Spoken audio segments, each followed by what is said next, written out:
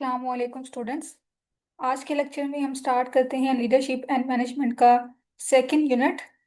हमने first chapter अपना complete कर लिया हुआ है बुक से। तो आज हम स्टार्ट करते हैं सेकंड चैप्टर। तो सबसे पहले इसके हम देखें ऑब्जेक्टिव्स, हमने क्या क्या कवर करना है इसमें। Discuss various strategies managers use to coordinate material and human resources. ठीक है, ये हम देखेंगे कुछ स्ट्रेटजीज। उसके बाद functions of a nurse manager कौन कौन से होते हैं। उसके बाद attributes of an effective manager, ये हम देखेंगे। Discuss some selected management processes, ये भी हम इस चैप्टर में देखेंगे डिटेल में। ठीक है, उसके अलावा discuss how a nurse manager monitors the functioning of his और हर एरिया ऑफ एडमिनिस्ट्रेशन। ठीक है, उसके बाद लास्ट पे है स्ट्रेटेजिक प्लानिंग कौन सी होती है। तो इसमें जो 3 से 4 ऑब्जेक्टिव्स आपकी बुक पे दिए हुए हैं, ये जो मैंने हाईलाइट किए हुए हैं ना, फंक्शंस ऑफ नर्स मैनेजर, ये भी आपकी बुक पे दिया हुआ है। उसके बाद मैनेजमेंट प्रोसेसेस, ये भी आपकी बुक पे है। और स्ट्रेटेजिक प्लानिंग, ये भी आपकी बुक पे है। ठीक है, तो ये 3 ऑब्जेक्टिव्स हम बुक से करेंगे।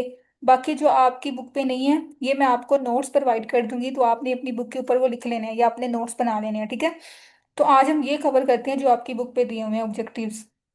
स्टार्ट करते हैं।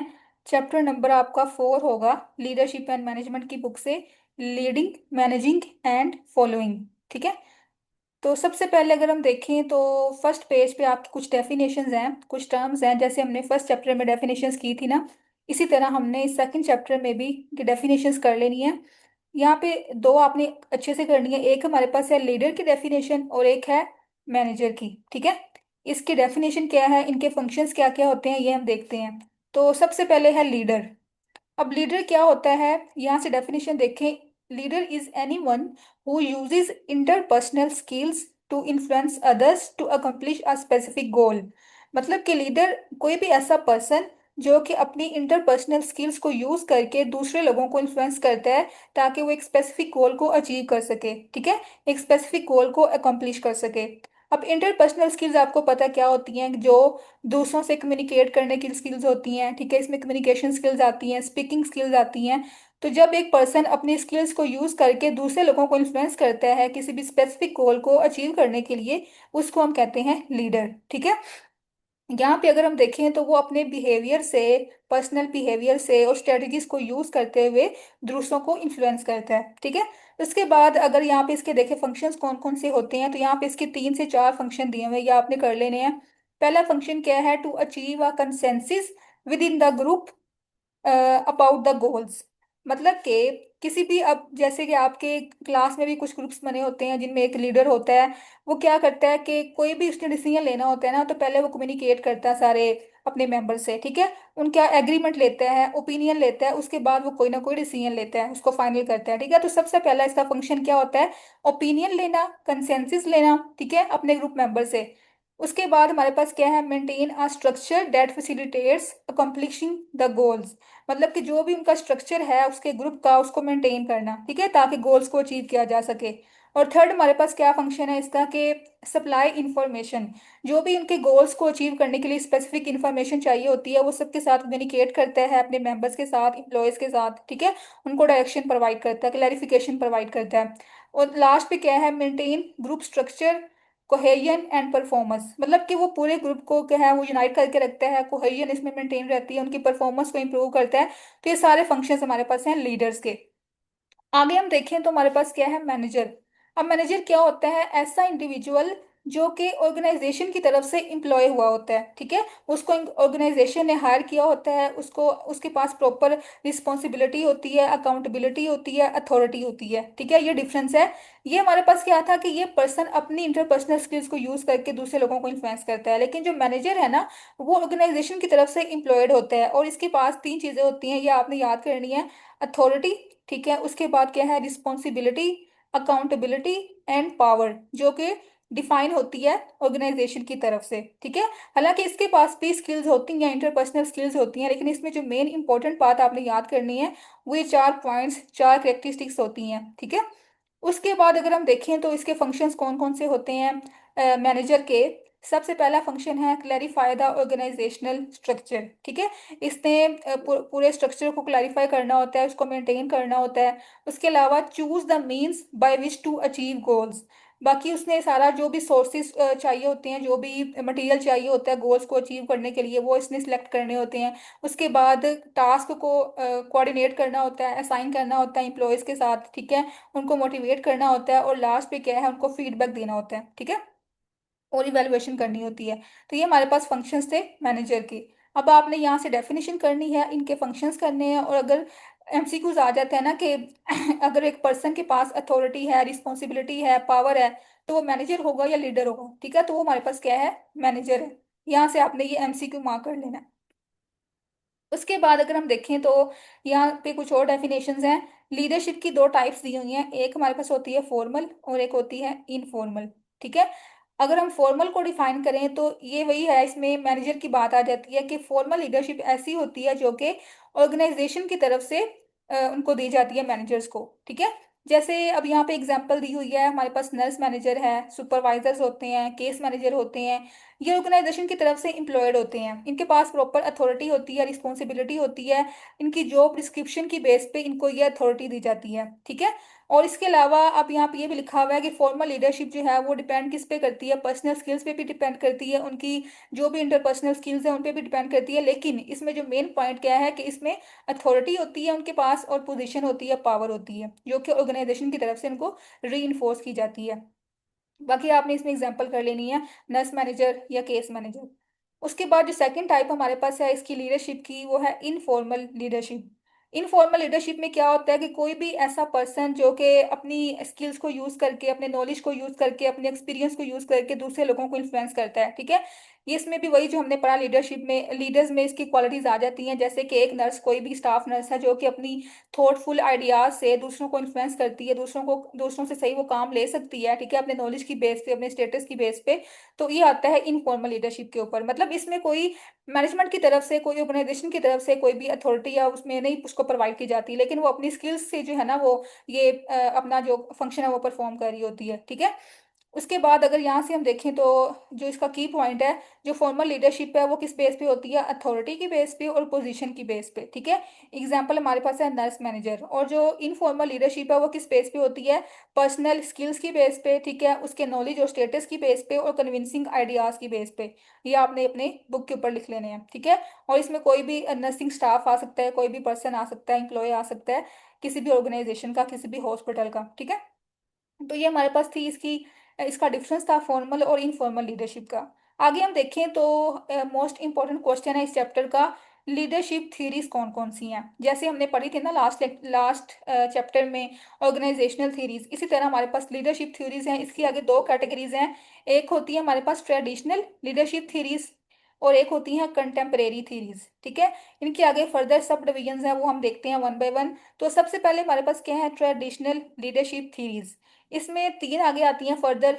इसमें क्या है, ट्रेड थ्योरीज हैं, बिहेवियरल थ्योरीज हैं, और कॉन्टीजेंसी थ्योरीज हैं।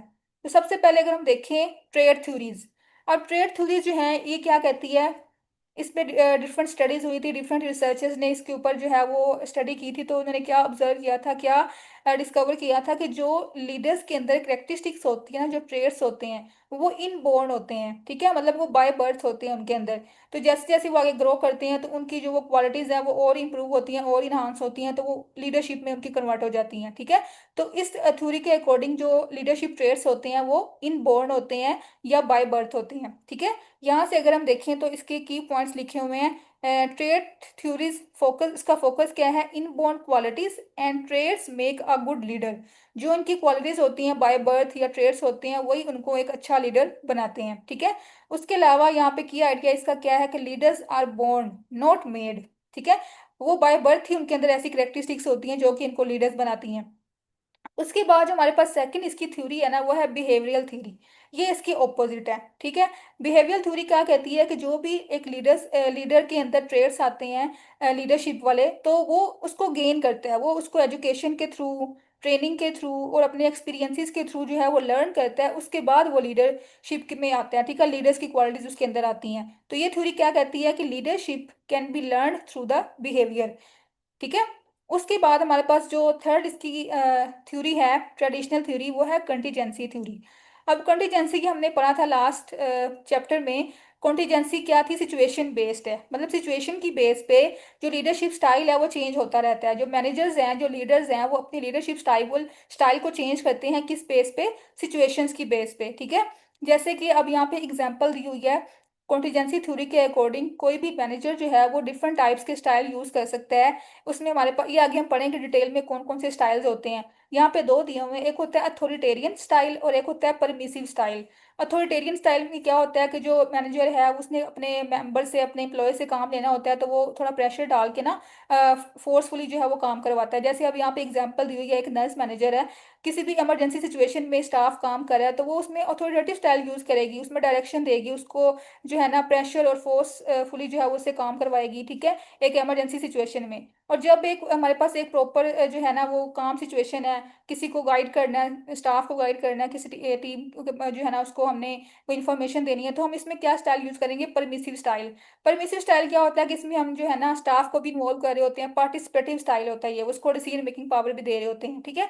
तो ये सिचुएशन की बेस पे जो है वेरी करता है। तो कॉन्टीजेंसी थ्योरी ये कहती है चेंजिंग सिचुएशंस की बेस पे जो मैनेजर्स हैं वो अपने स्टाइल को चेंज करते हैं, अडेप्ट करते हैं, ठीक है। यहाँ पे आपने ये एग्जांपल दे देनी है कि अगर इमरजेंसी सिचुएशन है तो इसमें जो मैनेजर है वो कौन सा स्टाइल यूज करेगा, ऑथोरिटेरियन स्टाइल। लेकिन अगर वो उसने किसी टीम को इंकरेज करना है, कोई उसको मोटिवेट करना है, ठीक है, तो इसमें वो क्या यूज करेगा, पार्टिसिपेटिव स्टाइल, ठीक है, या फिर परमिसिव स्टाइल। तो ये चेंज हो रहा है ना सिचुएशन की बेस पे। उसके बाद अगर हम देखें तो ये हमारे पास तीन इसकी फर्दर सब कैटेगरीज थी ट्रेडिशनल थ्योरीज की। आगे जो इसकी सेकंड थ्योरी है वो है कंटेम्परेरी लीडरशिप थ्योरीज। इसकी आगे फर्दर 6 से 7 टाइप्स हैं, ये हम देखते हैं। तो सबसे पहले हमारे पास क्या है, क्वांटम लीडरशिप। क्वांटम लीडरशिप जो है, अच्छा अब आपने क्या करना है, हर थ्योरी की एक बेस है, ठीक है, वो एक कंसेप्ट के ऊपर बेस कर रही होती है, आपने वो मेन कंसेप्ट याद रखना है। जो क्वांटम लीडरशिप है ना वो किसके ऊपर बेस कर रही होती है, on the concept of course theory, ठीक है। ये कोर्स थ्योरी हमने लास्ट लेक्चर में, लास्ट जो हमने पहला चैप्टर पढ़ा था ना उसमें हमने डिटेल में पढ़ी थी। कोर्स थ्योरी क्या कहती है, वो ये कहती है कि जो भी सिचुएशन है ना वो कॉन्स्टेंटली चेंज होती रहती है, कोई भी सिचुएशन जो है वो सिमिलर नहीं रहती, वो कॉन्स्टेंटली जो है वो शिफ्ट होती रहती है, उसकी जो लेवल्स ऑफ कम्प्लेक्सिटी है वो चेंज होते रहते हैं। तो उस लेवल्स की बेस पे, उन चेंजिंग सिचुएशन की बेस पे जो लीडरशिप स्टाइल है वो अडॉप्ट करना होता है मैनेजर्स ने और लीडर्स ने, ठीक है। तो उनके जो रोल्स होते हैं वो वेरी करते हैं, वो फ्लूड होते हैं। फ्लूड का मतलब क्या है, वेरी कर रहे होते हैं, चेंज होते रहते हैं, ठीक है, और आउटकम्स ओरिएंटेड होते हैं। तो ये थ्योरी जो है वो बेस करती है कोर्स थ्योरी के ऊपर, ये आपने याद करना है। उनके जो रोल्स हैं मैनेजर्स के वो चेंज होते रहते हैं। उसके बाद हमारे पास जो सेकंड थ्योरी है, ट्रांजैक्शनल थ्योरी।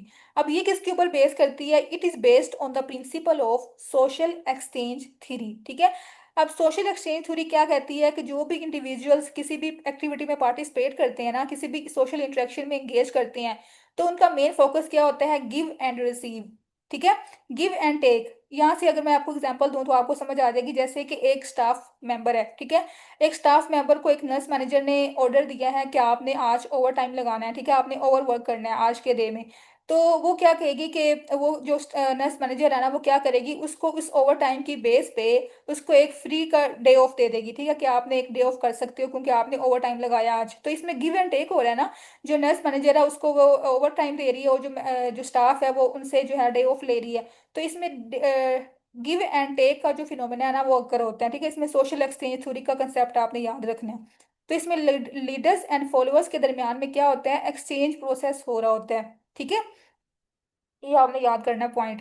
उसके बाद इसका फायदा क्या होता है कि इससे जो इक्विलिब्रियम है ना वो मेंटेन रहता है, ट्रांजैक्शनल लीडरशिप, ठीक है। और इसमें क्या है कि performing work according to policy and procedures, maximising self interest and personal reward, emphasizing interpersonal dependence and routinising performance. मतलब इसमें जो है ना परफॉर्मेंस भी मेंटेन रहती है और जो इक्विलिब्रियम है वो भी मेंटेन रहता है, पॉलिसीज एंड प्रोसीजर जो है वो उसके अकॉर्डिंग मैनेजर्स और जो स्टाफ है वो वर्क कर रहे होते हैं, ठीक है। उसके बाद हमारे पास जो थर्ड इसकी थ्योरी है वो ट्रांसफॉर्मेशनल लीडरशिप। ट्रांसफॉर्मेशनल लीडरशिप का जो मेन फोकस है ना वो होता है इंटरपर्सनल रिलेशनशिप्स के ऊपर, ठीक है, ये इसको इम्फोसाइज करती है, इंटरपर्सनल रिलेशनशिप्स की इंपॉर्टेंस को इम्फोसाइज करती है ये थ्योरी, ठीक है। और ये थ्योरी क्या कहती है कि जो लीडर्स हैं, जो मैनेजर्स हैं, उनको मोटिवेट करना चाहिए फॉलोअर्स को, ठीक है, उनको मोटिवेट करना चाहिए, इंस्पायर करना चाहिए। ठीक है। इसका ये मेन फोकस है, इंस्पिरेशन और मोटिवेशन फॉर द फॉलोअर्स, ताकि वो अपने गोल्स को या जो भी ऑर्गेनाइजेशन के गोल्स हैं उनको अचीव कर सकें, मैक्सिमम जो है उसको बेस्ट पॉसिबल वे में अचीव कर सकें। ठीक है, यहाँ से अगर हम देखें तो ट्रांसफॉर्मेशनल लीडरशिप का फंक्शन क्या होता है। Transformational leaders encourage others to exercise leadership. वो उनको भी इंकरेज करते हैं, अपने फॉलोअर्स को, अपने मेंबर्स को, ताकि वो भी लीडरशिप की तरफ आ सकें। उनको इंस्पायर करते हैं, उनको मोटिवेट करते हैं। ठीक है, तो ये इसका मेन कंसेप्ट था। उसके बाद हमारे पास जो फोर्थ थ्योरी है वो है शेयर्ड लीडरशिप। शेयर्ड का मतलब यहाँ से आपको समझ आ रही होगी, किसमें जो हमारे पास फॉलोअर्स और मतलब कि जो हमारे पास इंप्लॉयज होते हैं और जो मैनेजर्स होते हैं, लीडर्स होते हैं, उनकी शेयर्ड जो है ना वो वर्क होता है, शेयर्ड कोऑर्डिनेशन होती है। इसके आगे फोर प्रिंसिपल्स हैं, फोर एलिमेंट्स हैं, ये आपने याद करने हैं। इसमें सबसे पहला जो प्रिंसिपल है, पहला एलिमेंट क्या है, रिलेशनशिप्स। मतलब उनके अंदर दोनों के दरमियान में एक प्रॉपर रिलेशनशिप होना चाहिए। ठीक है, कम्युनिकेशन होनी चाहिए। उसके बाद डायलॉग्स, इसमें कम्युनिकेशन आ जाती है। उसके बाद पार्टनरशिप्स, ठीक है। उसके बाद अंडरस्टैंडिंग, बाउंड्रीज होनी चाहिए दोनों के दरमियान में। ठीक है, जो मैनेजर्स हैं और जो एम्प्लॉयज हैं। ठीक है, तो ये हमारे पास क्या है, शेयर्ड लीडरशिप है। उसके बाद अगर हम देखें तो इसकी एग्जांपल्स यहाँ पे दी हुई हैं, जैसे कि फर्स्ट इसकी एग्जांपल हमारे पास क्या है, वर्क टीम। अब जो वर्क ग्रुप्स होते हैं, वर्क टीम्स होती हैं, उसमें वही बात है ना कि दोनों मिलके काम कर रहे होते हैं। जो मैनेजर्स है वो उनको गाइड कर रहा होता है, उनको डायरेक्ट कर रहा होता है। ठीक है, और जो हमारे पास मेंबर्स होते हैं वो अपना डे टू डे वर्क जो है वो कर रहे होते हैं, स्केड्यूल के अकॉर्डिंग, प्लानिंग के अकॉर्डिंग। ठीक है, तो दोनों को इसमें जो है ना वो रोल होता है, दोनों की पार्टिसिपेशन होती है। उसके बाद क्या है, शेयर्ड गवर्नेंस। ये मैंने आपको डिटेल में बताया था फर्स्ट चैप्टर में। शेयर्ड गवर्नेंस क्या होती है, जिसमें जो नर्सिंग स्टाफ है ना वो रिप्रेजेंट कर रहा होता है, वो डिसीजन मेकिंग में जो है ना वो अपना रोल प्ले कर रहा होता है। अब जो डिसीजन मेकिंग होती है वो डिफरेंट टॉपिक्स पे हो सकती है। ठीक है, ये क्लिनिकल स्टैंडर्ड्स को इम्प्रूव इम्प्रूव करने के बारे में, उसके अलावा क्वालिटी एश्योरेंस के बारे में, ठीक है, स्टाफ डेवलपमेंट के बारे में, प्रोफेशनल डेवलपमेंट के बारे में। ये किसी भी टॉपिक पे अगर नर्सेज जो है वो पार्टिसिपेट कर रही हैं, अपने डिसीजन जो है वो दे रही हैं, ठीक है, डिसीजन मेकिंग पावर उनके पास है, तो ये आती है शेयर्ड गवर्नेंस के ऊपर। ठीक है, मतलब कि मैनेजर्स भी और जो स्टाफ मेंबर है वो भी दोनों पार्टिसिपेट कर रहे हैं। उसके बाद हमारे पास जो थर्ड इसकी एग्जाम्पल है वह को लीडरशिप। को लीडरशिप में वही बात है कि जो जैसे वर्क टीम होती है ना, ठीक है, ग्रुप वर्क ग्रुप्स होते हैं, वैसे ही हमारे पास two people work together to execute a leadership role. इसमें भी दोनों का रोल होता है। ठीक है, और ये मोस्ट कॉमन जो है वो किस में होती है, सर्विस लाइन मैनेजमेंट में होती है, जो कि हमने पढ़ा था, एक स्ट्रक्चर है इसका, ऑर्गेनाइजेशनल स्ट्रक्चर, जिसको हम कहते हैं प्रोडक्ट लाइन स्ट्रक्चर। ठीक है, तो ये मोस्ट कॉमन है इस स्ट्रक्चर के अंदर, को लीडरशिप। इसमें दोनों पार्टिसिपेट करते हैं। ठीक है, तो ये हमारे पास थी इसकी एग्जांपल शेयर्ड लीडरशिप की। आगे इसकी थ्योरी देखें तो हमारे पास जो फिफ्थ थ्योरी है कंटेम्प्रेरी थ्योरीज में से, वो है सर्वेंट लीडरशिप। पहले आपने क्या करना है कि ये किसने इंट्रोड्यूस करवाया था, ये concept founded by the Robert Greene leave. ठीक है, और इसका मेन फोकस क्या था, जैसे अब सर्वेंट के नाम से शो हो रहा है कि इस लीडरशिप का मेन फोकस क्या था, सर्विस प्रोवाइड करना। ठीक है, अपने जो एम्प्लॉयज हैं, ये जो भी मेंबर्स हैं, उनको बेस्ट पॉसिबल वे में फैसिलिटीज प्रोवाइड करना। ठीक है, सर्विसेज प्रोवाइड करना। जैसे कि हमारा नर्सिंग प्रोफेशन वैसे ही एक केयरिंग प्रोफेशन है, इसका मेन फोकस जो है वो केयर प्रोवाइड करना है, नरिश करना है, प्रोटेक्ट करना है। तो इसमें जो मेन करेक्टरिस्टिक्स आती हैं सर्वेंट लीडर्स की, वो कौन कौन सी होती हैं, इम्पथी, ठीक है, इम्पथी शो करना, अवेयरनेस प्रोवाइड करना, और परस्यू करना, परसुएशन। ठीक है, तो ये हमारे पास तीन बेसिक करेक्टरिस्टिक्स होती हैं सर्वेंट लीडर्स की, और इनका मेन फोकस क्या होता है, सर्विस प्रोवाइड करना दूसरों को। ठीक है, उसके बाद हमारे पास जो लास्ट इसकी है थ्योरी, वो है इमोशनल लीडरशिप। इमोशनल लीडरशिप का जो मेन कंसेप्ट है, ये जिसके ऊपर बेस करती है, वो है इमोशनल इंटेलिजेंस। ये आपने पढ़ा होगा कॉन्सेप्ट साइकोलॉजी के अंदर। इसमें आगे दो फर्दर, इसमें पहले मैं आपको डिफाइन कर दूं तो ये क्या होती है इमोशनल इंटेलिजेंस। ये एक ऐसा प्रोसेस है जिसमें कोई भी पर्सन जो है वो पहले अपनी फीलिंग्स को अंडरस्टैंड करता है, उनको कंट्रोल करता है, और फिर दूसरों की फीलिंग्स को अंडरस्टैंड करके उनको मैनेज करना उसको आता है। तो ये हमारे पास आती है इमोशनल इंटेलिजेंस। ठीक है, इसके आगे फर्दर दो कैटेगरीज हैं, एक होती है पर्सनल कॉम्पिटेंस, एक होती है सोशल कॉम्पिटेंस। ठीक है, पर्सनल कॉम्पिटेंस का मतलब क्या है कि उसके पास ऐसी एबिलिटीज हैं पर्सन के पास कि वो अपनी फीलिंग्स को अंडरस्टैंड करके उसको मैनेज कर सकता है। ठीक है, ये आता है पर्सनल कॉम्पिटेंस के अंदर। और आगे इसके दो कंपोनेंट्स हैं फर्दर, इसमें है सेल्फ अवेयरनेस और सेल्फ मैनेजमेंट। सेल्फ अवेयरनेस में क्या है कि वो अपनी फीलिंग्स के बारे में उसको अवेयरनेस होनी चाहिए, अपनी जो भी इमोशंस हैं उनको वो उसके बारे में अंडरस्टैंडिंग होनी चाहिए। उसके बाद जो सेल्फ मैनेजमेंट है ना, उसके इसमें क्या आता है कि उसने अंडरस्टैंड तो कर लिया अपनी फीलिंग्स को, अपने इमोशंस को, उसने अब कंट्रोल कैसे करना है, मैनेज कैसे करना है, तो ये आता है सेल्फ मैनेजमेंट के अंदर। ठीक है, इसमें हमने सेल्फ की बात करनी है क्योंकि यहाँ पे पर्सनल है ना वर्ड, तो सेल्फ की बात होगी। उसके बाद जो हमारे पास इसका सेकंड पार्ट है इमोशनल इंटेलिजेंस का, वो है सोशल कॉम्पिटेंस है। सोशल मीन पीपल आ जाएंगे, सोसाइटी आ जाएगी, ठीक है, कि एक पर्सन जो है उसके अंदर ऐसी कैपेबिलिटीज हैं कि वो दूसरों की जो इमोशंस है, फीलिंग्स है, उसको अंडरस्टैंड कर रहा है, ठीक है, उसको वो समझ रहा है, तो वो आ जाएगा सोशल अवेयरनेस के अंदर, ठीक है। दूसरों की फीलिंग्स को अंडरस्टैंड करना, जैसे कि अब इम्पैथी है, इम्पैथी का मतलब क्या होता है कि दूसरों की फीलिंग्स को, इमोशंस को अंडरस्टैंड करना।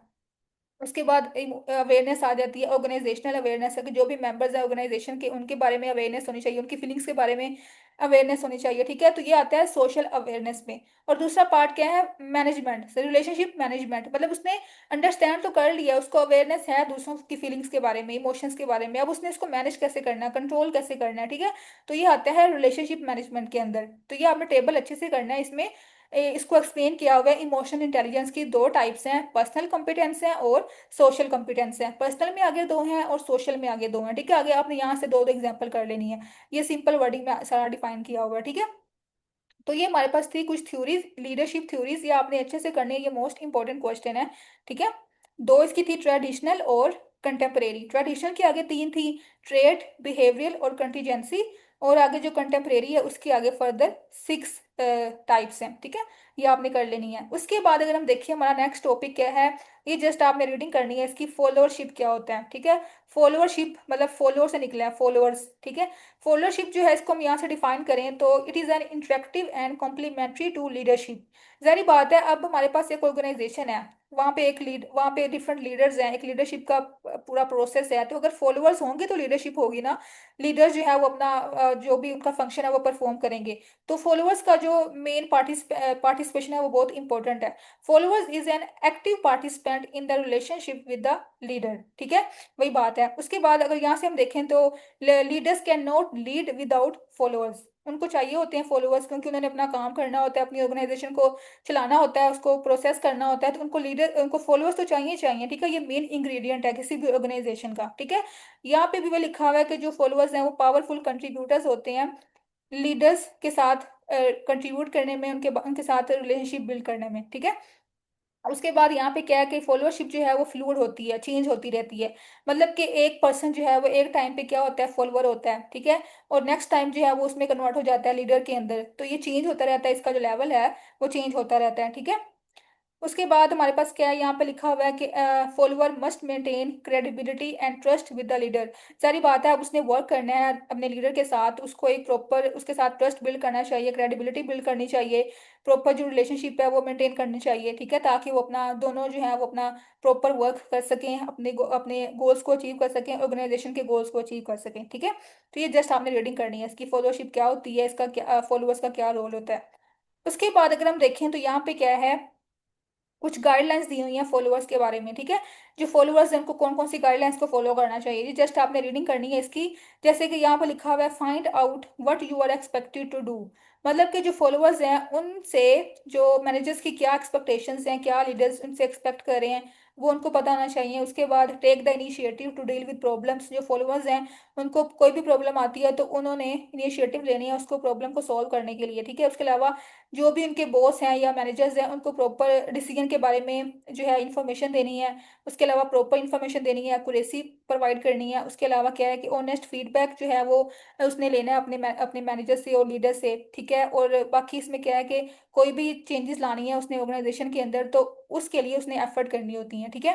बाकी उसको जो है show appreciation and provide recognition, ठीक है। Challenge float plans and proposals, ये सारा कुछ वही लिखा हुआ है कि उसने कौन कौन सी गाइडलाइंस को फॉलो करना होता है ऑर्गेनाइजेशन के अंदर, ठीक है। उसके बाद अगर हम देखें तो हमारे पास इंपॉर्टेंट क्वेश्चन है जो कि आपके कंटेंट में देखें, तो ये वाला क्वेश्चन है functions of a nurse manager, ठीक है। अब ये इसके दो से तीन टॉपिक से आपका ये क्वेश्चन जो है वो आ सकता है, फंक्शंस ऑफ नर्स मैनेजर कौन कौन से हैं, या फिर मैनेजमेंट मैनेजमेंट प्रोसेसेस कौन कौन से हैं, तो ये प्रोसेसेस भी यही हैं, फंक्शंस भी यही हैं, ठीक है। और यहाँ पे जो टॉपिक दिया हुआ है ना, हाँ ये वाला, ठीक है, ये भी वही वाला है। तो इसको अगर हम देखें, यहाँ से अगर हम डिफाइन करें इसको, सबसे पहले आपने ये करना है कि जो मैनेजमेंट के फंक्शंस है ना वो किसने दिए थे, हेनरी फयोल ने दिए थे, ठीक है, 1916 में। कौन कौन से फंक्शंस दिए थे, planning, organizing, directing and controlling, ठीक है। इसको हम डिफाइन करते हैं वन बाय वन। सबसे पहले हमारे पास क्या है, प्लानिंग। प्लानिंग जो है हमारे पास 4 स्टेज प्रोसेस होता है। अब इसके अंदर हम करते क्या हैं, इसमें हमारे पास 4 बेसिक जो पॉइंट्स हैं ये आपने याद करने हैं प्लानिंग में, ठीक है। सबसे पहले इसमें हम जो है ना गोल्स वो इस्टेब्लिश करते हैं, अपने ऑब्जेक्टिव्स जो है वो सेट करते हैं कि हमने क्या अचीव करना है। उसके बाद फिर हम क्या करते हैं, जो सिचुएशन है ना प्रेजेंट उसको इवेलुएट करना है, और जो फ्यूचर में आ सकती है उसको प्रोडिक्ट करना है, ठीक है। उसके बाद थर्ड पॉइंट हमारे पास क्या है कि हमने एक स्टेटमेंट बना लेनी है, प्लानिंग स्टेटमेंट, उसको फॉर्मुलेट कर लेना है। उसके बाद उस प्लान को हमने एक्शन में कन्वर्ट करना है अब, ठीक है। तो ये हमारे पास 4 पॉइंट्स हैं जो कि हमने प्लानिंग में करनी होती हैं, और ये हमारे पास पहला स्टेप है और इम्पोर्टेंट स्टेप होता है किसी भी ऑर्गेनाइजेशनल लेवल पे भी और पर्सनल लेवल पे भी, ठीक है। उसके बाद अगर हम देखें तो यहाँ पर टाइप्स दी हुई हैं, 2 टाइप्स होती हैं प्लानिंग की। पहली हमारे पास क्या है, कॉन्टीजेंसी प्लानिंग, और एक होती है स्ट्रेटेजिक प्लानिंग, ठीक है। अगर मैं आपको दिखाऊं यहाँ से, आपके कंटेंट में भी क्वेश्चन है, write down the concept of strategic planning. तो ये हम यहाँ से करते हैं, इनमें क्या डिफरेंस है दोनों टाइप्स में। सबसे पहले क्या है कॉन्टीजेंसी प्लानिंग, इसको हम कहते हैं इमरजेंसी प्लानिंग, ठीक है। मतलब कि इमरजेंसी बेसिस पे जो हम प्लानिंग करते हैं ना, और इसकी एग्जांपल मैं आपको बताऊं तो यहाँ पर लिखा हुआ है कि जो भी किसी भी क्राइसिस में या किसी भी ऐसी सिचुएशन आ गई है, इमरजेंसी सिचुएशन, उसमें जो हम प्लानिंग कर रहे होते हैं ना, जो मैनेजर्स प्लान कर रहे होते हैं, उसको हम कहते हैं कॉन्टीजेंसी प्लानिंग, ठीक है। उसके बाद जो हमारे पास जैसे कि मैं आपको एग्जांपल दूं, कोरोना आया था, ठीक है। तो उसमें थोड़ी सी रूटीन जो है वो स्टाफ की चेंज हो गई थी, तो जो मैनेजर्स हैं उन्होंने प्रॉपर जो है वो प्लानिंग कर ली थी उसी बेसिस पे फौरन, ठीक है, कि कैसे कैसे किस किस वार्ड में कितने स्टाफ को रखना है, कितने पेशेंट्स आ रहे हैं। तो वो इमरजेंसी जो है ना प्लानिंग होती है किसी भी क्राइसिस में, किसी भी ऐसी सिचुएशन में, ठीक है। इसको हम कहते हैं कॉन्टीजेंसी प्लानिंग। उसके बाद जो हमारे पास दूसरी टाइप है ना वो होती है स्ट्रेटेजिक प्लानिंग, और ये हमारे पास होती है लॉन्ग टर्म प्लानिंग, इसको हम कहते हैं लॉन्ग टर्म प्लानिंग। ये हमारे पास क्या है, process of continual assessment planning and evaluation to guide the future. मतलब ये हम लॉन्ग टर्म प्लानिंग करते हैं, गोल सेट करते हैं किसी भी अपने जो भी हमने अचीव करना होता है ना अपना, ठीक है। गोल अचीव करने के लिए हम इसमें लॉन्ग टर्म प्लानिंग कर रहे होते हैं, ठीक है। जैसे कि अब यहाँ पे क्या है एग्जांपल दी हुई है कि फॉर एग्जांपल हमने कोई एक न्यू डिवाइस इंट्रोड्यूस करवानी है किसी भी वार्ड में, ठीक है। हमने एक डिवाइस जो है वो यूज करनी है किसी भी वार्ड में, तो पहले हम क्या करेंगे, प्लान करेंगे ना। प्लान करने के बाद उसको इम्प्लीमेंट करेंगे, ठीक है। इम्प्लीमेंट करने के बाद जो है फिर हम उसको वार्ड में लेके आएंगे, और जो स्टाफ है उनको ट्रेनिंग देंगे कि आपने इसको डिवाइस को कैसे यूज करना है। तो ये एक लॉन्ग टर्म प्लानिंग होती है, ठीक है। ये आपने डिफरेंस याद करना है, इसको हम कहते हैं कॉन्टीजेंसी प्लानिंग को हम कहते हैं इमरजेंसी प्लानिंग, और जो हमारे पास स्ट्रेटेजिक प्लानिंग है उसको हम कहते हैं लॉन्ग टर्म प्लानिंग, ठीक है। इसको डिफाइन करना है और साथ में आपने एग्जांपल कर लेनी है। उसके बाद हमारे पास जो सेकंड इसका प्रोसेस है वो है ऑर्गेनाइजिंग। पहला क्या था, प्लानिंग। दूसरा हमारे पास क्या है, ऑर्गेनाइजिंग। ये आपके इस नाम से शो हो रहा है कि हमने इसमें क्या करना होता है, जो भी हमने प्लान किया होता है ना उसको हमने अब ऑर्गेनाइज करना है, ठीक है। ऑर्गेनाइज करने के लिए हमने दूसरे जो मेंबर्स है ना ऑर्गेनाइजेशन के, उनके साथ कोऑर्डिनेट करना है ताकि हम उस काम को परफॉर्म कर सकें, ठीक है, उस एक्शन को परफॉर्म कर सकें। तो इसमें हमारे मेन प्रोसेस क्या होते हैं, इसमें हमने पहले काम को आइडेंटिफाई करना होता है, ठीक है। Identifying the work of the organization, उसके बाद हमने इसको डिवाइड करना होता है, ठीक है।